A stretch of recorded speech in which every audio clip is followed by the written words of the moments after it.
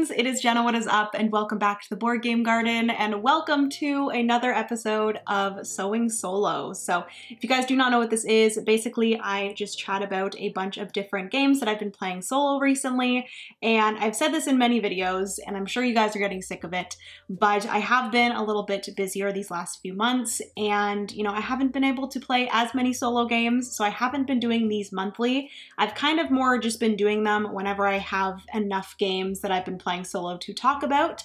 So today I have 8 different games to chat about.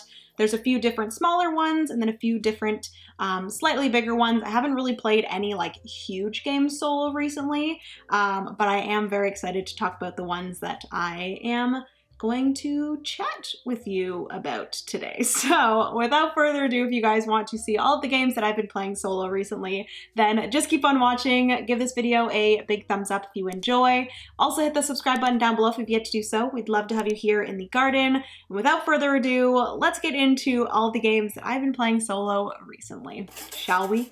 So to start off, I wanted to talk about a few smaller games that I've been playing recently, just easy, small little card games that I've been playing recently. The first two are from the publisher called Envyborn Games. They reached out and sent over, I think, 4 of their games. I've only played 2 of them thus far, but one of their other ones called Defrag is a solo game as well, or can be played solo, so I'm excited to try that one out. And they also have one called 16 Candies, I believe, that is not a solo game, it's like a bigger group card game. But the 2 that I've been playing recently are Sirens as well as Confusing Lands. So there's definitely is one out of these 2 that I prefer, but basically both of these are games that you can play, I believe 1 to 2 players. And they're both small kind of drafting card games that you're just trying to put out cards in a certain way in order to score victory points. So the first one here is Sirens, and this one, I believe it's been a bit since I've played it, but I played it 2 or 3 times, and basically you are picking up 2 cards. It's a little bit different with a solo game because you are picking up 2 cards, I believe, and then choosing one for yourself, and then the other one goes to the AI. And then depending on some rules, the AI is going to add it to their song. Basically, you are a siren, and you are trying to create a song. And the cool thing about this one is that you can actually, after you're finished playing the game, you can actually scan it on your phone, which I didn't do it when I played, but I should really do it. But I guess you can like scan the kind of song that you've created, and then it will actually play back your song, which I think is very cool. And then the one that you choose, you're going to be putting it on either side as well of your song and then scoring in different ways. So depending on the colors, I will say that the scoring in this one was a little bit confusing at first, and I'm not going to explain it because like I said, it has been a little bit since I've played it. But basically you are trying to get a chunk of colors because each of the cards is going to have kind of like a suit or a color to it. There's also going to be some different arrows on each of the sides. So you are trying to have groups of the same color, but then the arrows you want to have the same as the card beside it. There's also these different kind of like shell things that you're wanting to match up as well for some more victory points. And basically after you have picked up 2, placed 1, gave the other one to the AI, done that until I believe each of you has 6 or 7 cards in your little straight line tableau, you will then count up your victory points. And if you have more victory points than the AI, then you do win. So this is one that I enjoyed, but I will say that I did enjoy Confusing Lands more. So Confusing Lands, I believe, is their newest title. They do have another title that they are working on that starts with a K that I saw at Gen Con, but this is their more recent one that they have come out with, and this is actually like a prototype copy of it, so I don't actually have a finished copy of this one, but I really enjoyed this. So it does say on the box that it's only 2 players, but then on the back it says includes a solo variant. So I did play this one solo, and I feel like this is exactly what I wanted Sprawlopolis to be. So if you've never played Sprawlopolis, it is a button shy game. It's definitely not one of my favorite button shy games. I will play it every once in a while because it is a fun little card laying game where you're trying to match up different things and have like the roads and stuff. But this one here, I think I enjoyed more than Sprawlopolis, and it kind of plays somewhat similarly to Sprawlopolis in a way where you are getting these cards and then you are choosing whether you want to place the card on the one side that's going to have an objective, or if you want to play it on the other side, that's going to add to your confusing lands. So you're just building out this kind of tableau of different cards, and you can place them in any direction. And then, like I said, you can decide if you want to place a card on its objective side. And that's kind of the similarities to Sprawlopolis, because on the other side of the cards of Sprawlopolis are going to have objectives. But in Sprawlopolis, you are choosing 3 objectives, or you're like shuffling the cards and putting 3 objectives out, and then trying to go by those objectives. Whereas in this, you're actually, every single time you're picking up a card, you're deciding whether you want to place it on its normal side or its objective side, in order to kind of choose the best objectives for what you are like doing in your tableau and what you have going on. So I really, really enjoyed that. And I played this one a ton and I really enjoy it. I also love and I'm obsessed with the art in it, and it's just so, so good. So in the normal 2-player game of this, basically each player is going to be picking up 2 cards. You're going to be choosing one for yourself, and then you're going to be giving the other one to your opponent. So with the solo version of this, you are still doing that, each player. So you're going to deal out cards for yourself, then you're going to deal out cards, or you're just going to put the remaining cards over, and that's kind of going to act as the AI's deck of cards. And basically what's going to happen is you're going to choose your 2 cards like you normally would. You would choose one to keep for yourself, put it into your tableau, and then discard the other one. And then in order to kind of have it feel like you're getting a card from the other player, you are going to discard the first card, and then you're going to pick up the next card in their deck, and that's going to be the one that they have given to you to place into your tableau. So it is very fun. I really enjoyed it. So I do think that I enjoy Confusing Lands a little bit more than Sirens, but I feel like both of them are great little small box games that if you're looking for some fun solo puzzles, I think I might actually bring Confusing Lands and maybe even Sirens as well on a trip that I'm going on, not tomorrow, but the next day. So I have like a almost 6-hour flight. So I feel like these ones would be great for travel and just small games to play solo. So those are the first 2 that I wanted to chat about, Confusing Lands and Sirens by MD Board Games. Now I don't know if I want to go back and forth between bigger games and smaller games. I think I will just stick with the smaller games and then I'll move into the bigger games last, if that's okay. But the next game that I wanted to chat about is a game that I actually got at Gen Con. So this was in a little goodie bag from Lucky Duck Games, and this was actually a game that I was going to pick up myself from Gen Con, so I was really happy when I saw it in the goodie bag from Lucky Duck. But this is actually a solo-only game, and this is a roll and write where basically you have a P6 instead of a D6.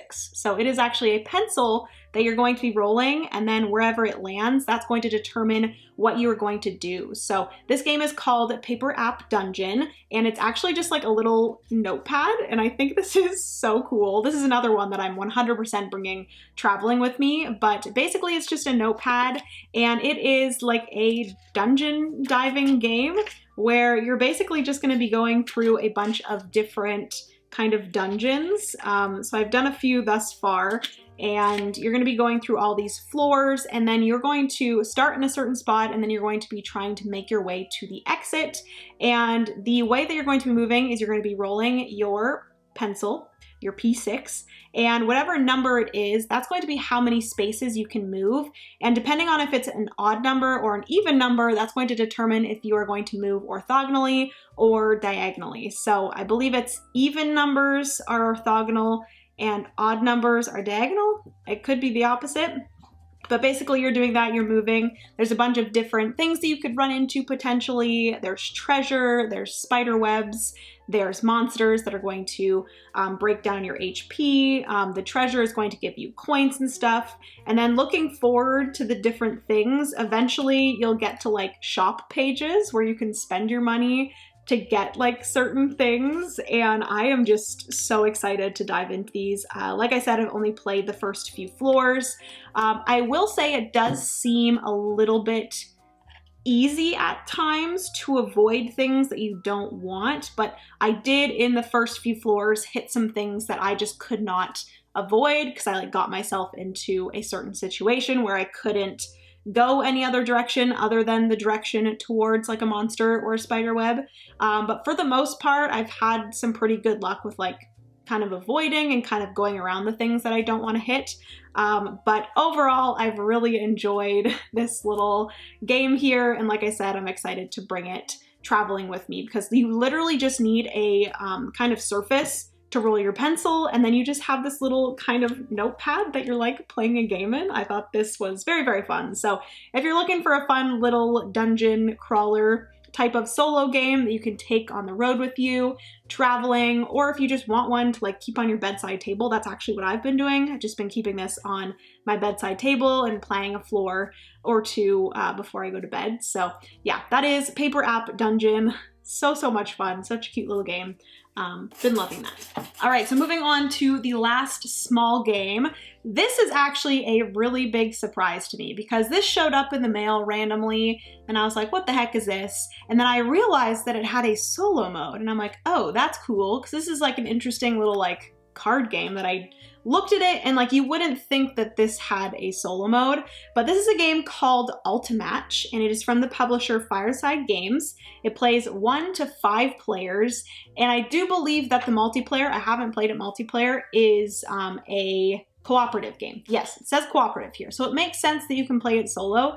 But basically you are going to have cards in your hand and then you're also going to make this pyramid of cards. Kind of similar if you've seen the kind of card layout of Seven Wonders Duel or games like that, where you have 1 card and then 2 cards, 3 cards, and then 4 cards, and then the 5th row are going to be cards that are face up. And then you are not going to be able to flip over these certain cards in the other rows until you have taken off the cards that are kind of overlapping them, if that makes sense. So yeah, basically I'm kind of having a hard time making this stay.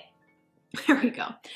Basically what you're doing is you are trying to play out cards in a certain way in order to make your way all the way up to the top of the pyramid and defeat the like top card. And again, this is one that it's been a little bit since I've played it last, but basically you, in order to get rid of a card, you're going to have to there are a bunch of different colors of cards. There is red, orange, yellow, green, blue, and purple. And the secondary colors actually have to have cards played that create that color, or they have to have cards played of the same color. So if I'm trying to get rid of an orange card, I would have to play a yellow and a red, or I would have to play an orange card itself. Or the easiest situation is just if you want to get rid of a primary colored card, you would just have to play a card of the same color. Or you can also play a card of the same number. So if it's a 1, I could play a 1 of a different color and that would take that card off of it. I do believe also that you can play numbers that add or subtract to a number in order to get rid of it as well. And then also the reason why this game is called Ultimatch is because you can create an ultimatch where basically you are going to play cards that both match the color as well as the number, and then that creates an ultimatch, and that then allows you to pick up more cards. So I do believe that you don't actually pick up any cards,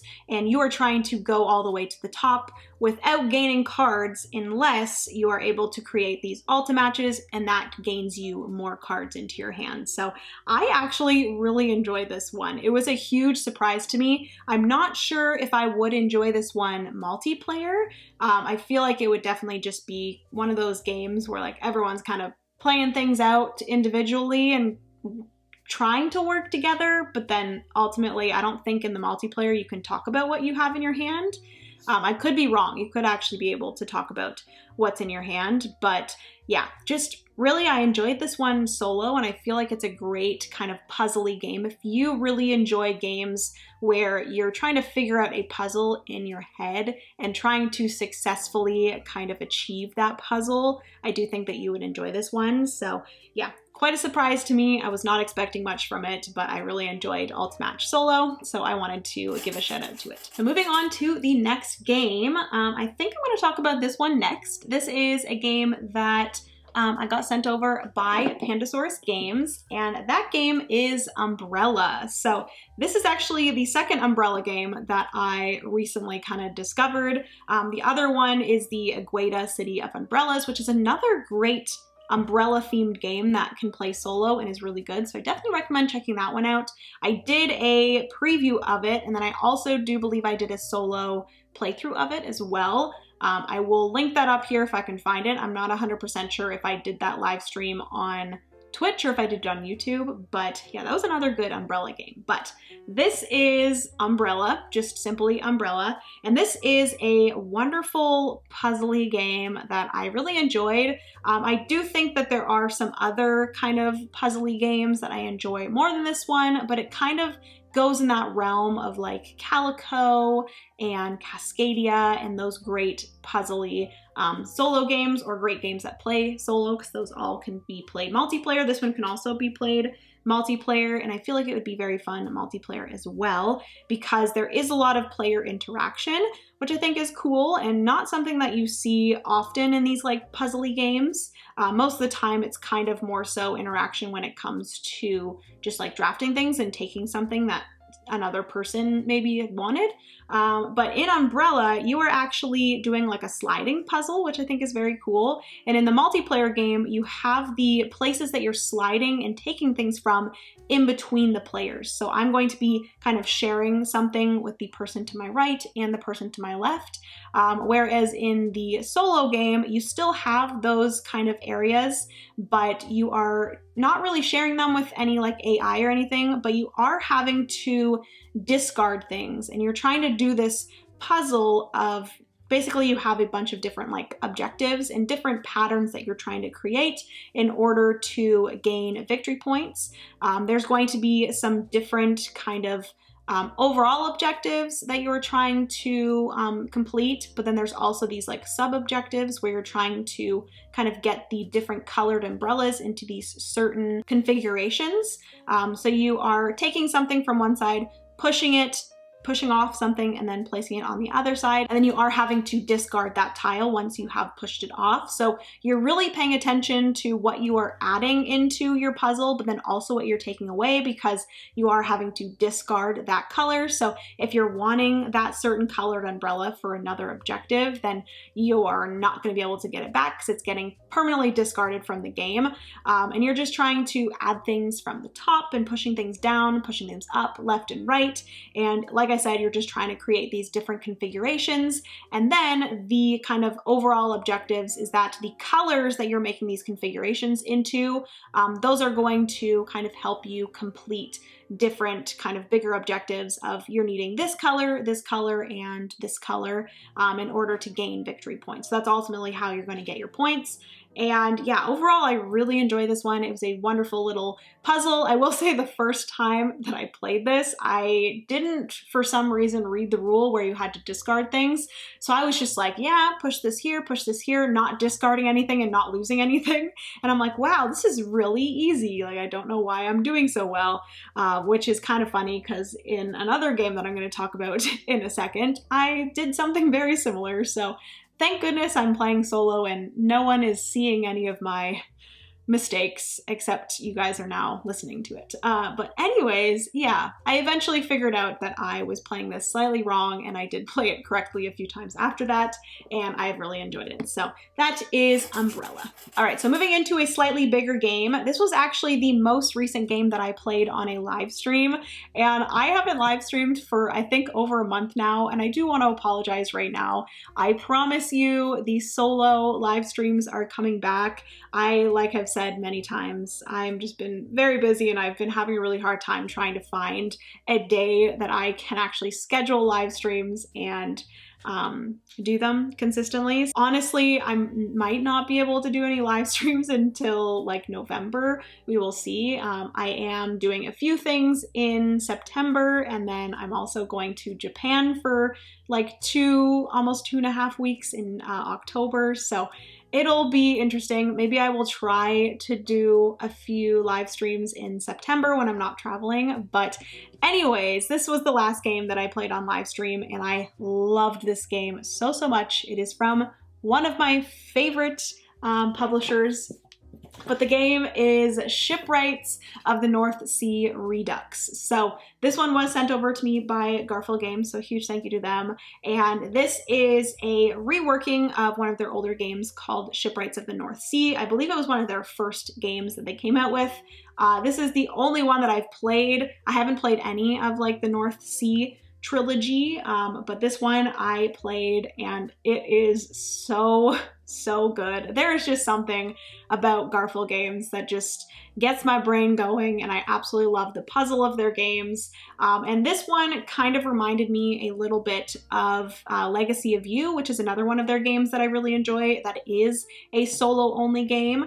I haven't played this one multiplayer yet, but I really want to play it multiplayer because it integrates some closed drafting, which is one of my favorite mechanisms, where basically you have a hand of cards, you pick one, you give the rest to the person to your left or your right. You continue doing that until you have a hand of cards.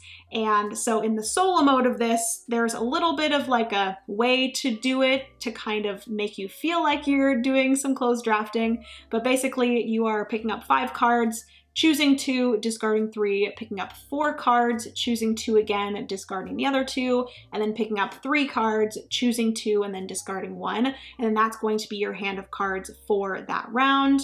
I forget how many rounds it is. I think it's like 4 rounds.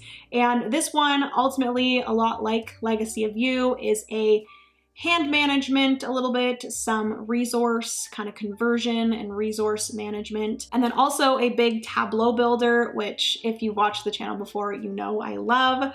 But yeah, you are building different Viking ships, you are building buildings, you are doing some like trades and stuff. Like I said, it's a huge resource management game, so you're doing a lot of like exchanging of resources in order to then put these kind of Viking ships onto your dock, and then building from the dock up to the top. And then the buildings you're going to need to pay resources for, so you're needing to make those resources. You're also going to be fighting and doing these like raids, which I think in the game that I played of this, actually both of the games that I played of this, I kind of avoided the raids for the most part. And then also on top of all that, you are going up these 3 different tracks as well, which I love bumping tracks. So anyways, that is everything for Shipwrights of the North Sea Redux.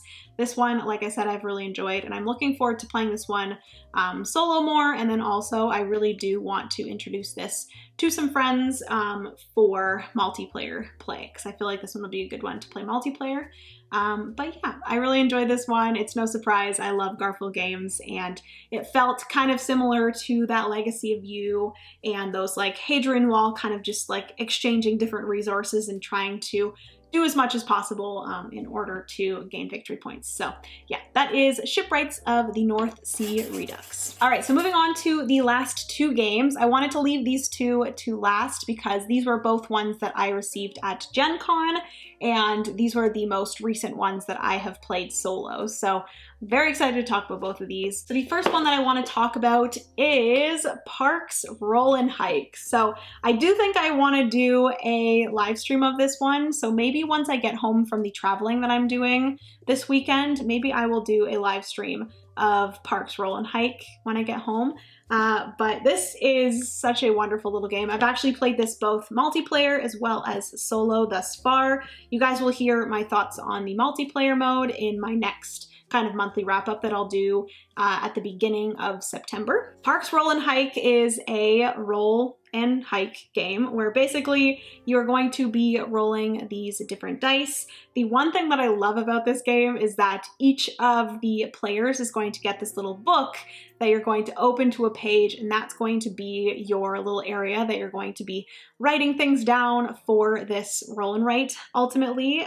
But in the solo mode, you are going to be rolling these dice. There's going to be, I think, 4 or 5 that are white, and then there's going to be 1 yellow die. And in the multiplayer game, you're going to be drafting a die, and that's going to happen in turn order. And then whenever someone actually decides to draft the yellow die, that actually kind of like ends that round in a way. And then the little hiker like foot meeple, little boot meeple, is going to go one step further on this track, and the track is actually representing a day of the game. You're going to be playing through 3 days, and then once that's finished, everyone counts up their points, and whoever has the most points is the winner. So in the solo mode, you are actually going to be still playing through these 3 days. You're going to be moving this hiker boot along this track, and the way that you're going to be moving the boot is on your turn, you can either decide to draft a die, just one of the white die, or you can spend 2 suns in order to draft a white die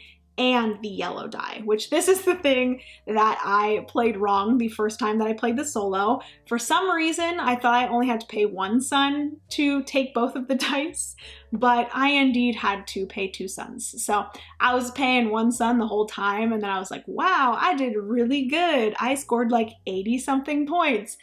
But I did not know that I was playing it wrong the whole time. So I played it again and got a more normal score for sure. But anyways, yeah, you're either going to get 1 die or you're going to get 2 if you pay 2 suns, and the die are going to be different icons that you're then going to be able to put into a little journal. There's a bunch of like little journals that you can put different icons into, and then you're also, if you use, there's a little pencil icon that's allowing you to write in each of the journals, and so you can like draw a line into each of the journals, and then at the end of the game, all of the lines in each of your journals is going to be worth 1 victory point. Once you've finished a journal, so you've written 3 lines into that specific journal, whatever icon you placed into that journal, you're going to be able to do some sort of free action depending on the icon. You're also going to be able to use these icons in order to unlock different ongoing abilities or things that you get at the end of each day. So they're kind of like income that you're going to gain at the end of each day that you move that hiker meeple down the track. And then on the other side, you're going to have these different animals that you're going to be filling in. Those are going to get you different rewards, and you're also going to gain victory points based off of the animals that you complete. There's a little like binoculars area that you fill in. If you fill in 2, then you get another resource of some sort or another animal that you can fill in. You also have your little like water thing that you're going to be collecting water in. And at the end of each round, depending on how much water you've collected, you're going to gain victory points for those. So yeah, I really enjoyed this one. It's a fairly simple, straightforward roll and write, but I just love the fact that it's in this little book. It's a, like I said, drafting kind of game where you're drafting those dice. You also have to collect those suns I didn't mention. I also didn't mention that each time you play, you can choose a different card, and that's going to determine what the like wild symbol is. It depends on what card you choose. And those cards are going to be a bunch of different national parks and stuff like that. So there's like Yosemite and Yellowstone and different things like that. So yes, really enjoyed this one. I'm looking forward to playing this one more multiplayer and solo. I think this is another one that I might bring with me traveling. Anyways, that is Parks Roll and Hike. Really enjoyed it. Yeah, definitely recommend. And lastly, for today's Sowing Solo, this is the one that I most recently played. I actually played this one last night, and that is Spectacular. So I played Spectacular for the first time last night, solo. I haven't played this multiplayer yet, but this is a wonderful game. I really enjoyed this one. I do think this one and probably Shipwrights of the North Sea were the 2 that I most enjoyed out of all of these games. But in Spectacular, this is from Chili Fox Games. They did give me this for review at Gen Con, so huge thank you to them. But Spectacular is truly just a tile drafting, dice drafting puzzle game where you are placing down these different tiles with these different animals on them, and then you're going to be placing these dice onto these different tiles in order to score victory points. There's going to be 2 different rounds. At the end of the first round, you are going to score whatever is connected to your entrance. So you're trying to create like the best entrance, I guess, and you're going to be counting up all of the dice that are connected to your entrance, and you're going to be counting up the pips. So however much is connected to your entrance, you're going to count up all of those dice, and that's going to be kind of your entrance score for the game. And then At the end of the game, you're going to be scoring for different groups of animals. Some of the tiles are going to be breeding tiles, and you have to have a breeding tile connected to these different groups. There's going to be different terrains. So there is the mountains, grassland, water, and desert. So the four kind of colors there. And you're going to be scoring these groups, and you're not going to be able to score these groups unless you have a breeding tile, at least one breeding tile with the correct dice on them. So the breeding tiles need either a 1 or a 2, so you're gonna have to place those into the groups in order to score. And basically what's going to happen is you're going to score for that group based off of the total number of your pips in that group multiplied by how many breeding tiles you have in that group that have a die on them. So like I said, the breeding ones have to have a 1 or a 2 on them in order to like count as the multiplication for that. You're also going to be working on these different like watchtowers, which are kind of like this center thing here. Each tile or some of the tiles are going to have a certain color in one of the corners. So you're gonna have to join 3 hexagons together of the same colored watchtower area. And once you've done that, you can place a watchtower on them. And then those are going to be the only tiles that you can place a 6 die on. So you have to build the watchtower first and then add the dice after, or you could add dice before. They just can't be a 6. They'd have to be less than a 6. And then also you have different things to mitigate the dice. You're going to be in the solo mode, drafting from this area. You're either going to draft a die or a tile, and then whatever group you don't draft from, you're going to flip over a tile. It's going to have a number, and that's going to be the either die that's going to be discarded or the tile that's going to be discarded. So super easy solo mode. You're just drafting things. You also have like your own personal supply that you're drafting things from, and then kind of like the public supply that you're drafting things from. In the multiplayer game, you're doing a little bit of everyone has a supply that they're going to be drafting from, and then that supply is actually going to move to the next player. So I'm really interested to play this one multiplayer because I think that'll be a cool thing to add to the multiplayer. Also with the solo mode, it is pretty challenging because you have 3 different kind of missions or objectives that you're going for. In the multiplayer game, you don't have to play with the missions, but I do definitely recommend playing with the missions because they're just public objectives that you're going for that you just gain more victory points for if you get them. But in the solo mode, you have to play with the missions. And basically in order to beat the solo mode, you have to score 200 or more.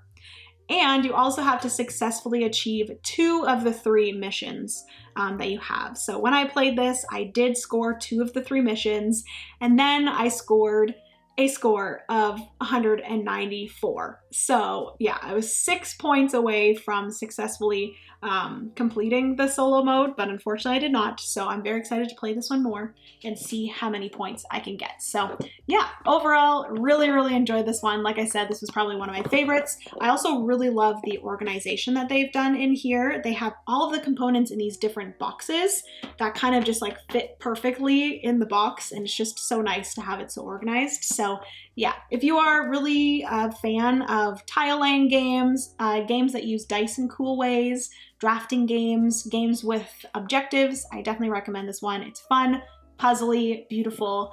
That is spectacular. All right, friends, so that is going to be everything for today's Sowing Solo. Hopefully you enjoyed hearing my thoughts on all of these games here. If you did, please give this video a big thumbs up if you enjoyed. Also, hit the subscribe button down below if you've yet to do so. We'd love to have you here in the garden. Please comment down below any games that you've been enjoying solo recently. I'd love to chat about those down there. Please let me know your thoughts on any of these if you've played them in the past. And yeah, I love you guys so much. Remember, you are somebody's reason to smile, and I will see you in the next board game video. Bye, friends.